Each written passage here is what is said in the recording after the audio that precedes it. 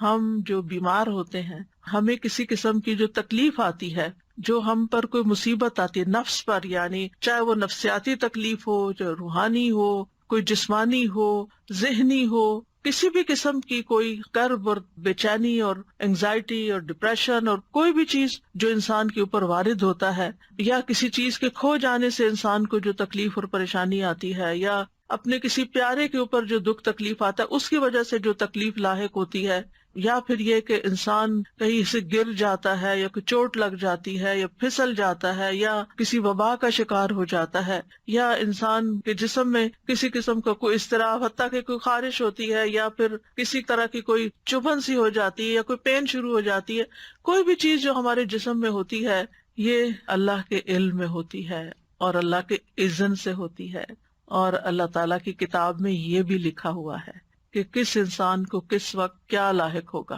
اور پھر اللہ تعالیٰ کو یہ بھی پتا ہے کہ وہ اس وقت کس طرح ریئیکٹ کرے گا، اور یہ جو ریئیکشن ہو جاتا ہے پھر یہ ہمارے اعمال نامے میں لکھ لیا جاتا ہے، اور پھر اس کے مطابق ہمیں جو بھی بدلہ ہوگا وہ دیا جائے گا۔ اور یہ سب کچھ کیوں ہوتا ہے؟ آزمائش کے لیے، امتحان کے لیے، کہ انسان کرتا کیا ہے۔ یعنی اگر آپ کسی بھی چیز کو آبزرو کریں، بعض اوقات ہوتا ہے نا کہ کسی پیٹ کو آپ دیکھتے ہیں یا کوئی کیڑا مکوڑا دیکھتے ہیں تو آپ آبزرویشن شروع کر دیتے ہیں کہ اچھا میں اس کی طرف یہ چیز پھینکتی ہوں یا میں اس کو چھیڑتی ہوں تو یہ کرتا کیا ہے، تو پھر آپ کہتے ہیں یہ ادھر جائے گا، یہ یوں کرے گا، یوں کرے گا، تو آپ اس کو دیکھ دیکھ کے ایک طرح سے بعض اوقات انجوائے کر رہے ہوتے ہیں۔ تو ہم سب اسی طرح کیڑے مکوڑوں کی طرح زمین پر جو بھی اچھے برے ایکشن کر رہے ہیں نا وہ اللہ سبحانہ تعالیٰ کی نظر میں ہے۔ کسی ہمارے ایکشن پہ اللہ تعالیٰ خوش ہوتے ہیں اور کسی ہمارے ایکشن پہ اللہ تعالیٰ ناراض ہوتے ہیں، لیکن بہرحال وہ سب کچھ اس کے علم میں، کچھ بھی چھپا ہوا نہیں۔ اور پھر اللہ تعالیٰ نے ہمارے اوپر فرشتے بھی مقرر کر رکھے ہیں، وَإِن كُلُّ نَفْسٍ لَمَّا عَلَيْهَا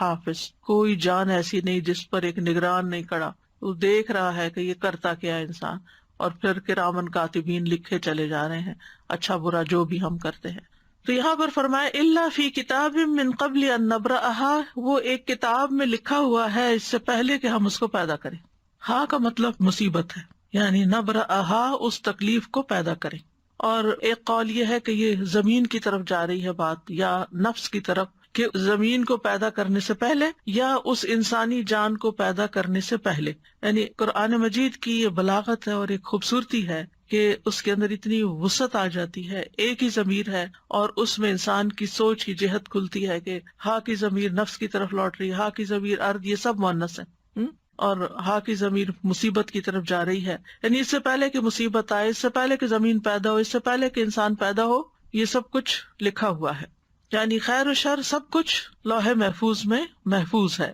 اور یہ تقدیر جو ہے یہ اللہ کا ازلی علم ہے، اور اللہ تعالیٰ نے ہر چیز کا علم کے اعتبار سے احاطہ کر رکھا ہے، کوئی چیز بھی اللہ کے علم سے باہر نہیں۔ وَأَنَّ اللَّهَ قَدْ أَحَاطَ بِكُلِّ شَيْءٍ عِلْمًا۔ اب آپ جب بیمار ہوتے ہیں، پریشان ہوتے ہیں، تو آپ اللہ تعالیٰ سے اپنی حالت کا واسطہ دے کے بھی دعا کر سکتے کہ یا اللہ تجھے تو پہلے سے ہی پتا ہے کہ میرے اوپر کیا آنا ہے، اور تجھے تو پہلے سے ہی پتا ہے کہ میں کتنی کمزور ہوں، اور تو میرے حال کو جانتا ہے، اور تو میری تکلیف کو جانتا ہے، تو مجھ پہ رحم فرما۔ یعنی اللہ تعالیٰ سے انسان اس طریقے سے بھی دعا کر سکتا ہے، یعنی اللہ تعالیٰ کی صفت علم کا واسطہ دے کر، کیونکہ قرآن مجید میں آتا ہے وَلِلَّهِ الْأَسْمَاءُ الْحُسْنَىٰ فَادْعُوهُ بِهَا، تو ہمیں اللہ تعالیٰ کی اسماء و صفات کا واسطہ اور وسیلہ دے کر بھی اللہ تعالیٰ سے دعا کرنی چاہیے، جیسے انی مسنی الضر وانت ارحم الراحمین۔ بس اللہ تعالیٰ کی رحمت کی بات کر دی، اللہ تعالیٰ کی اس صفت کی بات کر دی کہ آپ تو بہت زیادہ رحم فرمانے والے ہیں۔ یعنی مطلب کیا ہے؟ اگر کسی کو کہا جائے آپ تو بہت سخی ہیں، تو اس کا کیا مطلب ہے کہنے کا؟ یہ تعریف کوئی کیوں کر رہا ہے کسی کی؟ تاکہ وہ اپنی سخاوت کا اظہار کرے۔ تو اسی طرح اللہ تعالیٰ کی صفت رحمت کا جب ذکر کرتے ہیں تو اس کا مطلب یہ ہے کہ آپ تو اس کے مالک ہیں اور آپ کر سکتے ہیں۔ تو یہ چیز اگر انسان اللہ تعالیٰ کے بارے میں سوچے کہ ہر چیز کو جانتا ہے، ہر چیز کو، وَأَنْتَ عَلَّامُ الْغُیُوبِ، میں نہیں جانتا، تو جانتا، اور تو علام الغیوب ہے۔ قیامت تک جو کچھ ہونے والا ہے، جب سے پیدا ہوا جب تک ختم ہوگا، سب کچھ اس کے علم ہے۔ وَكُلَّ شَيْءٍ أَحْصَيْنَاهُ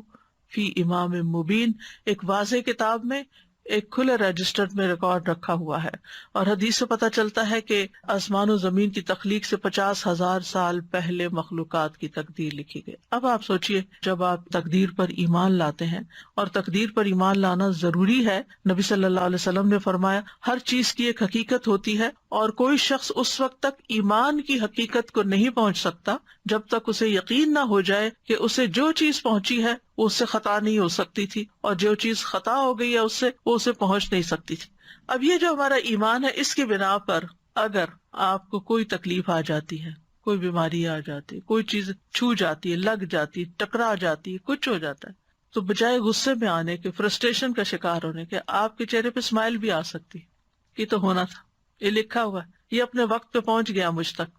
اب اللہ ہی اس کو دور کرنے والا ہے۔ جس کے اذن سے یہ تکلیف آئی ہے اسی کے اذن سے شفا ہوگی، جس کے اذن سے یہ مشکل میں مبتلا ہوں وہی اس کو ان یمسسک اللہ بدر فلا کاشف لہ الا ہو، اگر تمہیں کوئی تکلیف پہنچ جاتی ہے تو اس کو اللہ کے سوا کوئی بھی دور نہیں کر سکتا، فلا کاشف لہ الا ہو۔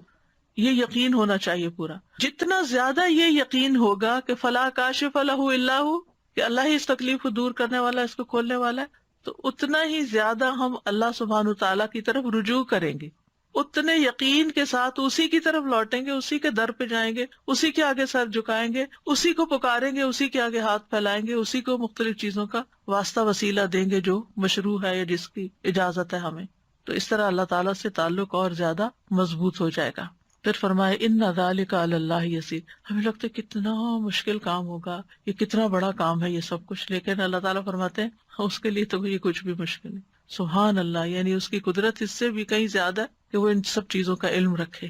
اور ہمیں کیوں بتایا جا رہا ہے؟ لِكَيْ لَا تَأْسَوْا عَلَىٰ مَا فَاتَكُمْ، تاکہ تم کھو جانے والی چیز پہ افسوس نہ کرتے رہو، تم سے غم دور کرنے کے لیے۔ اور یہ ایک حقیقت ہے کہ اگر انسان تقدیر کے معاملے کو اور اس بات کو سمجھ جائے کہ یہ کسی وجہ سے آئی ہے تکلیف مجھ پر، اللہ تعالیٰ یا تو مجھے ریسٹ کروانا چاہتا ہے، یا مجھے کچھ سکھانا چاہتا ہے، یا کوئی بھی ایسی وجہ ہو سکتی ہے کہ جو مجھے علم نہیں، کیونکہ اس کا کوئی بھی فیصلہ حکمت سے خالی نہیں، یہ بھی ساتھ ہی یاد رکھنا چاہیے۔ یعنی ایسا نہیں کہ وہ اندھا دھند بس کسی کو سزا دے رہا ہے اور کسی کو کچھ جزا دے رہا ہے اور کسی کو فائدہ اور کسی کو نقصان، ایسا نہیں ہے۔ ہر تکلیف کے پیچھے ایک حکمت، کوئی وجہ ہے۔ اس نے آپ کو کوئی اسپیشل چائلڈ دیا ہے، کوئی حکمت ہے اس کے پیچھے، کوئی وجہ ہے کہ اس نے آپ کو اس کام کے لیے چنا ہے۔ اسی طرح اگر کوئی اولاد کی طرف سے یا والدین کی طرف سے کسی پیارے کی طرف سے کوئی تکلیف پہنچتی ہے تو اس میں کوئی حکمت ہے۔ تو اگر انسان ایمان لے آئے تقدیر پر تو پھر غم ہلکا ہو جاتا ہے۔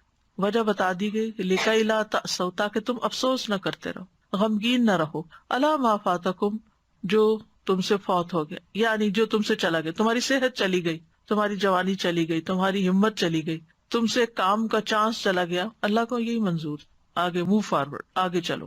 آگے چلو، جو کھونا تھا ہو گیا، اب اس کے پیچھے جان ہلکان نہ کرو، جو ہونا تھا ہو گیا، اب اپنی زندگی کو آگے لے جاؤ، آگے کی طرف دیکھو، اچھی امید رکھو اور حوصلے میں رہو، کیونکہ یہ تو ہونا ہی تھا، کیونکہ انسان ہمیشہ عافیت میں نہیں رہ سکتا، ہمیشہ خوشحالی میں نہیں رہ سکتا، ہمیشہ رزق کی فراوانی میں نہیں رہ سکتا، یہ کمی بیشی ہوگی، اور جب ہو تو انسان اگر صرف اتنی بات سوچ لے کہ لکھا ہوا تھا، یہ تو ہونا تھا، مکتوب لکھا ہوا تھا، اور اللہ نے کیوں لکھا، پھر انسان اللہ سے بحث نہیں کرتا، اللہ کے علم اور اللہ کی قدرت کو چیلنج نہیں کرتا، بلکہ اللہ کے بارے میں اچھا گمان رکھتا ہے۔ آپ دیکھیں کہ اللہ سبحانہ تعالیٰ پر اعتراض کرنا کس کا کام تھا؟ جانتے ہیں نا ہم، یہ شیطان کا کام تھا، تو پھر ہم کتنے مزے سے مختلف چیزوں پر اعتراض شروع کر دیتے ہیں،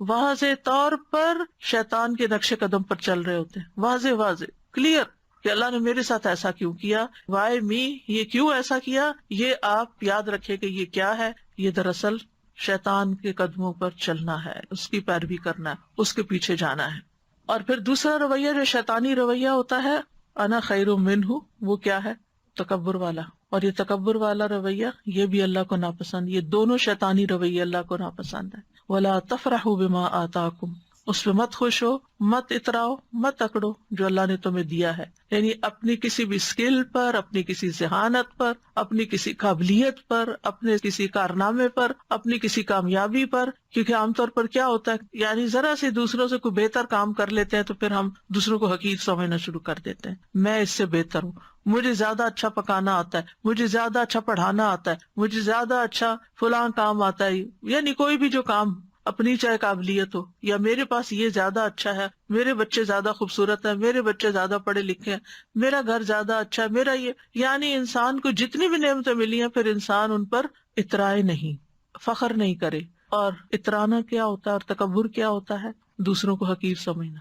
اپنی خوشی کا اظہار منع نہیں ہے کہ اللہ کا شکر ہے اللہ نے دیا. اگر اللہ نے دیا، اچھا لباس آپ نے پہنا ہے، اچھا گھر بنایا ہے آپ نے، اچھی گاڑی خریدی ہے آپ نے، کوئی حرج نہیں. کل بھی ہم نے حدیث پڑھی تھی کہ ایک نیک انسان کے لیے مال جو ہے وہ نقصان دہ نہیں ہے، کیونکہ وہ ہر چیز پر اللہ کا شکر ادا کرتا رہے گا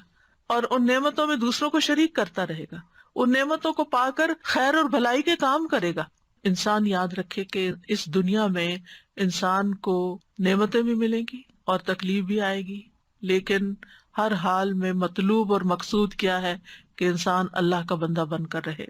اکرمہ ابن عباس سے روایت کرتے ہیں کہ وہ اللہ کے فرمان اسی آیت کے بارے میں کہتے ہیں کہ ہر شخص غمگین ہوتا ہے اور خوش ہوتا ہے، لیکن مومن اپنی مصیبت پر صبر کرتا ہے اور خوشحالی پر شکر کرتا ہے. اس آیت میں ایک بات یاد رکھیں کہ اس کا یہ مطلب نہیں کہ اگر ہر چیز لکھی ہوئی ہے تو انسان کوشش نہ کرے. نہیں، کوشش بھی کرنا اللہ کے اذن سے ہے اور اللہ کا حکم ہے اور ہمیں اس پر ابھارا گیا ہے. وَأَن لَيْسَ لِلْإِنسَانِ إِلَّا مَا سَعَىٰ، کہ تمہیں کوشش کرنا ہے، کیونکہ ہمیں تو نہیں پتا نا آگے کیا لکھا ہوا ہے،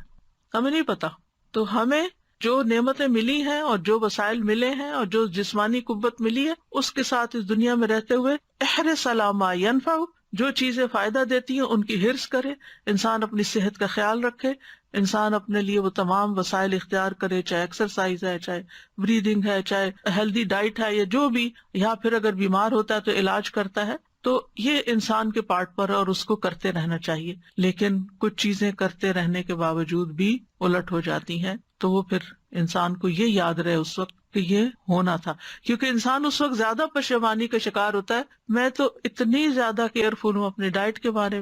میں نے تو کبھی شوگر استعمال نہیں کی تھی، مجھے یہ بیماری کہاں سے آ گئی، اور یہ نہیں، یہ لکھا تھا. اس کی حکمت اللہ کو پتا ہے کہ اس نے آپ پہ یہ بیماری کیوں بھیجی اور اس کے ذریعے آپ کو کیا سکھانا تھا، یا اس کے ذریعے آپ کے کتنے درجات بلند کرنے تھے. تو یہ اللہ تعالیٰ کو پتا ہے. ہمیں کیا کرنا ہے؟ احتیاط بھی برتنی ہے بیماری سے بچنے کے لیے، اور اگر آ جائے تو علاج بھی کرنا ہے، اسباب اختیار کرنے ہیں، لیکن اس سارے آزمائش کے عرصے میں اللہ سے راضی رہنا ہے. واللہ لا يحب كل مختال فخور، اللہ تعالیٰ کسی ایسے بندے کو پسند نہیں کرتا جو اپنے عمل میں غرور کرے اور اپنے قول میں فخریہ زبان استعمال کرے، فخر کرے. یعنی عمل میں ایسا لباس پہنے جو گھسیٹ گھسیٹ کے چلے، یا ایسی چال چلے، اور پھر یہ کہ باتوں میں ایسی ایسی باتیں کرے کہ جو دوسروں کو ہرٹ کرنے والی ہوں، شیخی بگاڑنے والی ہوں. تو بے صبرا کرنے والا غم اور سرکش کرنے والی خوشی جو ہے، ان دونوں کی ممانعت کی گئی ہے. ابو بکر صدیق رضی اللہ عنہ کے پاس جب زیادہ مال لایا گیا،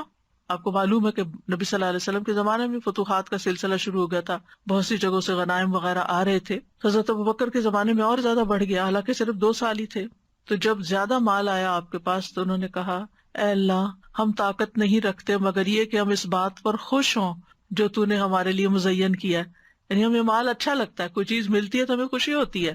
تو اب یہ ہے کہ کیا وہ کوئی بری چیز تھی یعنی جس کا وہ ذکر کرے؟ نہیں، وہ اس بات کا ذکر کرے کہ اللہ یہ ہمارے اندر آپ نے رکھ دیا ہے کہ زین للناس حب الشہوات من النساء والبنین والقناطیر یہ مال کی محبت ہمارے اندر رکھ دی گئی اور ہمیں اس سے خوشی بھی ہوتی ہے.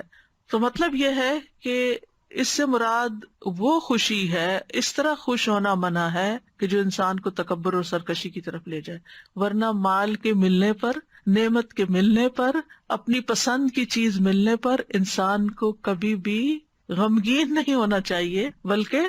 خوش ہونا چاہیے. اور یہ خوشی کرنا کوئی بری بات نہیں ہے، یعنی خوشی کے موقع پر خوش ہونا اس میں کوئی برائی نہیں ہے.